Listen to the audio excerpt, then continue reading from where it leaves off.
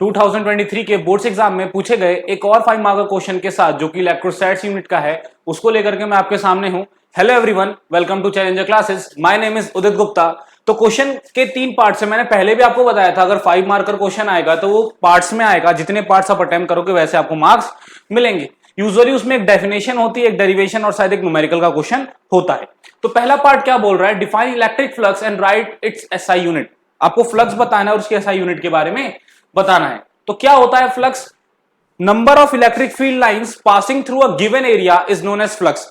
कितनी electric field lines किसी given area से पास कर रही हैं उसको हम फ्लक्स कहते हैं। सपोज दैट हमारी कुछ इलेक्ट्रिक फील्ड लाइंस ऐसे हैं, ठीक है, और ये हमारी कोई गिवन एरिया है। इस गिवन एरिया से कितनी इलेक्ट्रिक फील्ड लाइंस पास कर रही हैं वो हमारा फ्लक्स कहलाएगा। इस एरिया से एसोसिएटेड फ्लक्स कहलाएगा। Number of electric field lines passing through a given area, ठीक है। ये हमारी इलेक्ट्रिक फील्ड है, ये हमारी एरिया है और हमारा ये रहा एरिया वेक्टर। आप सभी को पता होगा एरिया वेक्टर क्या होता है। एरिया पर परपेंडिकुलर एंड आउटवर्ड जो डायरेक्शन होती है वो एरिया की डायरेक्शन होती है, उसको हम एरिया वेक्टर कहते हैं। जैसे ये हमारी एरिया है तो इस पे परपेंडिकुलर एंड आउटवर्ड जो डायरेक्शन है ये एरिया वेक्टर की डायरेक्शन है, ठीक है। तो एरिया वेक्टर के साथ इलेक्ट्रिक फील्ड जो एंगल बनाता है, हमारी इलेक्ट्रिक फील्ड ऐसे है ना, तो इलेक्ट्रिक फील्ड कितना एंगल बनाए, थीटा एंगल। तो देखिए ये थीटा एंगल पर भी हमारा फ्लक्स डिपेंड करता है, एरिया पर भी करता है और इलेक्ट्रिक फील्ड पर करता है। जो फ्लक्स का फॉर्मूला निकल के आता है वो होता है ई ए कॉस थीटा, ठीक है। ई ए कॉस थीटा होता है, कहीं कहीं पर ऐसे भी लिखा होगा D phi is equals to E D A cos theta, ठीक है। या इसको आप डॉट प्रोडक्ट के फॉर्म में भी लिख सकते हो, D phi is equals to E dot D A. Dot product का मतलब क्या हो गया? डॉट प्रोडक्ट का मतलब हो गया इनके ये दोनों वेक्टर क्वांटिटीज हैं, इनका डॉट प्रोडक्ट हो रहा है, ठीक है। तो यहां पर ये आपका फ्लक्स का फॉर्मूला हो गया। एसआई यूनिट आप इस फॉर्मूले से भी निकाल सकते हो। इलेक्ट्रिक फील्ड की एसआई यूनिट न्यूटन पर कूलम्ब होती है, एरिया की एसआई यूनिट मीटर स्क्वायर होती है। तो नेट आप अगर एसआई यूनिट देखोगे फ्लक्स की तो क्या आएगी? न्यूटन मीटर स्क्वायर पर कूलम्ब। न्यूटन मीटर स्क्वायर पर कूलम्ब ये हमारी एसआई यूनिट आ गई किसकी? फ्लक्स की। बढ़ते हैं नेक्स्ट पार्ट की तरफ। Use Gauss law to obtain an expression for the electric field due to uniformly charge infinite plane sheet. देखिए ये डेरिवेशन है जिसमें हम एक इनफाइनाइटली चार्ज प्लेन शीट की वजह से इलेक्ट्रिक फील्ड किसी पॉइंट पर निकालेंगे। तो ये डेरिवेशन मैंने करी हुई है, मैं इसका वीडियो और लिंक दोनों ही, वीडियो इस प्लेलिस्ट में डाल दूंगा और लिंक डिस्क्रिप्शन में डाल दूंगा ताकि आप जाकर के इस डेरिवेशन को आराम से देख करके समझ सके, ठीक है। नेक्स्ट पार्ट की तरफ बढ़ते हैं। A cube of side L is kept in space as shown in figure. An electric field E is equals to AX plus B I Newton per coulomb exists in a region. Find the net charge enclosed by the cube.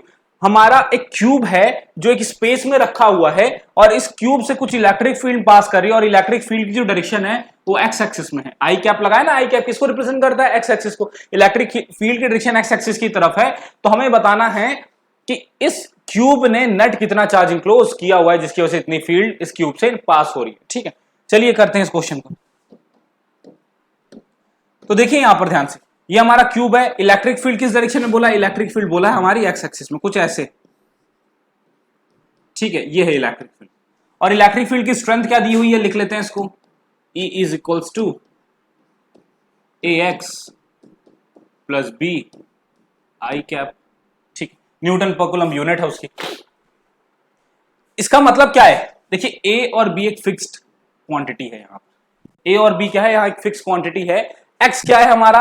X हमारा क्या है? Variable है, यानी जैसे जैसे हम X axis में बढ़ रहे हैं वैसे वैसे इलेक्ट्रिक फील्ड X के अकॉर्डिंग, यानी X एक्सिस की जो वैल्यूज हैं या कोऑर्डिनेट्स उनके अकॉर्डिंग चेंज हो रही है, ठीक है। यानी कांस्टेंट इलेक्ट्रिक फील्ड नहीं है हर पॉइंट पे, ये बताना चाह रहा है। अब हमें क्या करना है? हमें चार्ज इनक्लोज बताना है। तो आपने गॉस लॉ पढ़ा होगा। गॉस लॉ में क्या होता है? Flux is equals to charge upon epsilon naught. यानी कोई सरफेस कितना मतलब कितना फ्लक्स, किसी सरफेस से कितना फ्लक्स पास हो रहा है वो डिपेंड करता है कि उस सरफेस ने कितना चार्ज इनक्लोज किया है। तो अगर हम इस पूरे क्यूब से फ्लक्स निकाल ले तो हमें यह पता चल जाएगा इस पूरे क्यूब ने कितना चार्ज इनक्लोज किया, क्योंकि क्यूब एक सरफेस है, क्यूब के सरफेस के अंदर हमारा चार्ज इनक्लोज है, ठीक है। तो चलिए फ्लक्स निकालते हैं पूरे क्यूब से। तो पूरे क्यूब से जब आप फ्लक्स निकालोगे तो जनरल कंडीशन क्या है फ्लक्स निकालने की? फ्लक्स आप ऐसे निकाल दो ना, ई एस या ई ए कॉस थीटा, एस यानी सरफेस एरिया, ठीक है। अब यहां देखिए, अगर हम बात करें, हम सरफेसेस की बात करें, अगर हम इसको पहली सरफेस मान लेते हैं,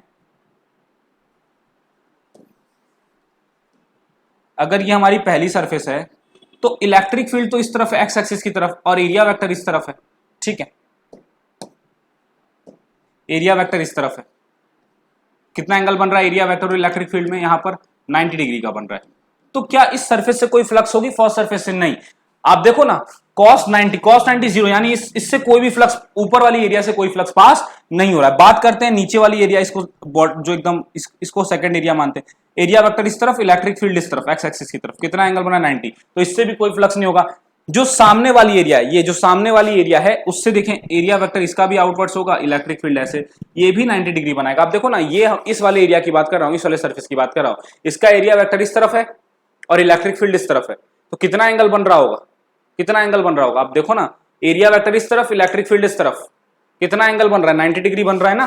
तो यहां पर भी 90 डिग्री बन रहा है एरिया वेक्टर, तो इससे भी कोई फ्लक्स नहीं। और जो बैक साइड की एरिया है, उसका भी एरिया वेक्टर बाहर की तरफ और इलेक्ट्रिक फील्ड इस तरफ, यहां पर भी 90 डिग्री। तो ये चारों एरिया कोई भी फ्लक्स में कंट्रीब्यूशन नहीं देते। फ्लक्स का जो कंट्रीब्यूशन है वो सिर्फ लेफ्ट और राइट जो एरियाज हैं क्यूब की वो दे रहे हैं, या लेफ्ट और राइट फेसेस है वो दे रहे हैं, ठीक है। तो हम चलिए नेट फ्लक्स जो उनकी वजह से वो निकालते हैं। तो अगर आप ध्यान से देखिएगा तो इलेक्ट्रिक फील्ड किस डायरेक्शन में, इलेक्ट्रिक फील्ड इस डायरेक्शन में, और इसका एरिया वेक्टर भी इस डायरेक्शन में, तो हमारा क्या होगा, यहां पर कितना एंगल बन रहा है, यहां पर 0 डिग्री बन रहा है। तो जो नेट फ्लक्स है वो flux through left face plus flux through right face होगा। अच्छा, लेफ्ट फेस की अगर हम बात करें तो लेफ्ट फेस का एरिया वेक्टर तो इधर है।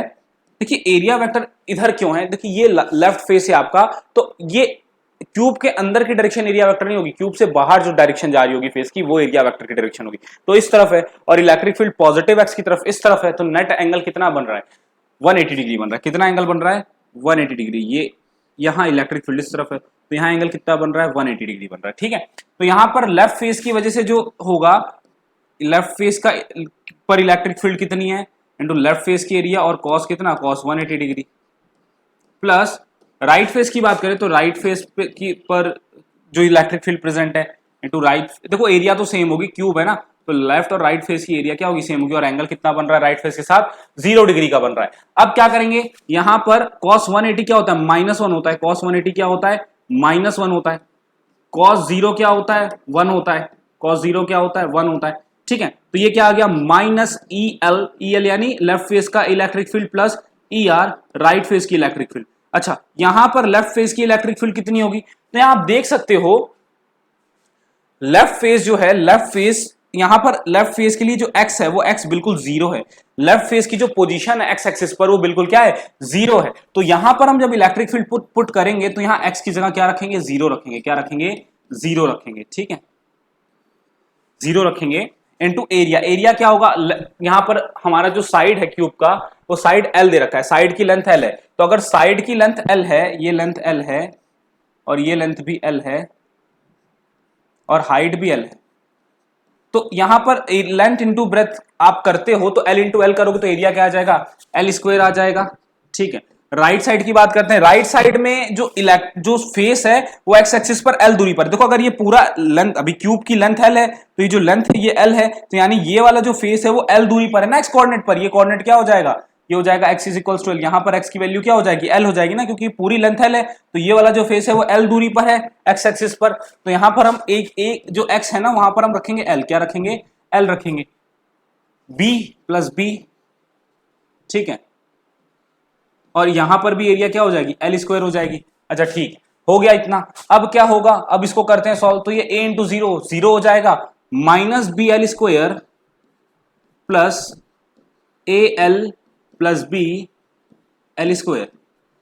सॉल्व करते हैं इसको, तो minus B L square plus AL into L square, तो ये हो जाएगा AL cube plus b into L, B L square, minus B L square plus B L square cancel हो गया, क्या बचा, AL क्यूब बचा। तो फ्लक्स कितना आ गया हमारे क्यूब का, AL क्यूब। ऐसे छोड़ देंगे नहीं, यूनिट लगाएंगे। आप देखिए, आप यूनिट लगाएंगे जरूर, आप एग्जाम में जो भी क्वांटिटी निकालेंगे उसके साथ मैग्नीट्यूड और यूनिट दोनों लगाएंगे, ठीक है। तो ये हो जाएगा न्यूटन मीटर स्क्वायर पर कूलम, ये फ्लक्स की यूनिट अभी डिस्कस किया था, ठीक है। फ्लक्स हमें पता चल गया, क्यूब के थ्रू कितना फ्लक्स है वो हमें पता चल गया। चार्ज क्या होता है, चार्ज होता है,